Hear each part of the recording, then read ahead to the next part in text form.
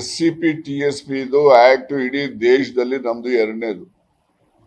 ಆಂಧ್ರ ರಾಜ್ಯ ಹೊರತುಪಡಿಸಿದ್ರೆ ಎರಡನೇದು. ನಾವು 24.01% ಬಜೆಟ್ ಅಲ್ಲಿ ನಾವು ಪ್ರೊವಿಷನ್ ಮಾಡ್ತಕ್ಕಂಥದ್ದು, ನಾವು ಕಾಯ್ದೆ ಮಾಡಿರ್ತಕ್ಕಂಥದ್ದು.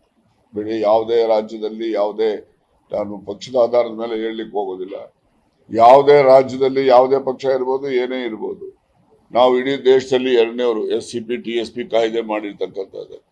ಅದರ ಕಾಯ್ದೆ ಮೂಲ ಉದ್ದೇಶ ಏನಿದೆ, ಆ ಸಮುದಾಯಗಳಿಗೆ ನ್ಯಾಯ ದೊರಕಿಸ್ಕೊಡ್ಬೇಕು ಅಂತ.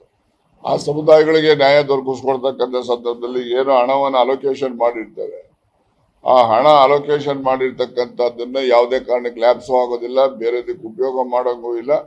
ಯಾವ್ದಾದ್ರು ಕಾರಣದಿಂದ ಆ ಒಂದು ಪ್ರಸಕ್ತ ಹಣಕಾಸಿನ ವರ್ಷದಲ್ಲಿ ಉಪಯೋಗ ಆಗಿಲ್ಲ ಅಂದ್ರೆ ಅದು ಲ್ಯಾಪ್ಸ್ ಆಗೋದಿಲ್ಲ, ಅದು ಮುಂದಿನ ವರ್ಷಕ್ಕೂ ಕೂಡ ಕ್ಯಾರಿ ಫಾರ್ವರ್ಡ್ ಆಗ್ತದೆ.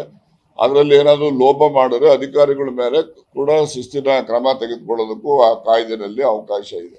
ಅದರಿಂದ ಯಾವುದೇ ಕಾರಣಕ್ಕೆ SC/ST ಸಮುದಾಯಗಳಿಗೆ ಆ SCP TSP ಹಣ ಪೋಲಾಗಿದೆ ಅಥವಾ ಬೇರೆ ಕಡೆ ಕೊಟ್ಟಿದ್ದಾರೆ ಮಾಡಿದ್ದಾರೆ, ಅದೆಲ್ಲ ಸುಳ್ಳಿದೆ. ಅದೇನೇ ಇದ್ರೂ ಕೂಡ ಅವ್ರಿಗೆ ಯಾವುದೇ ಕಾರಣಕ್ಕೂ ಅನ್ಯಾಯ ಆಗದ ರೀತಿಯಲ್ಲಿ ನ್ಯಾಯ ದೊರಕಿಸ್ಕೊಡ್ತಾರೆ.